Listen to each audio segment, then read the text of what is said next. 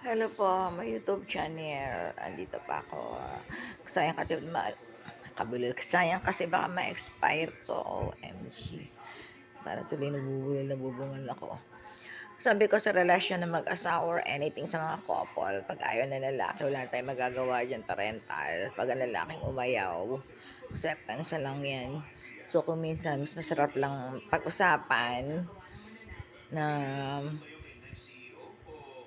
pag-usapan lang, pero ang totoo, babalik ka pa rin sa sarili mo, sa ating mga babae parental.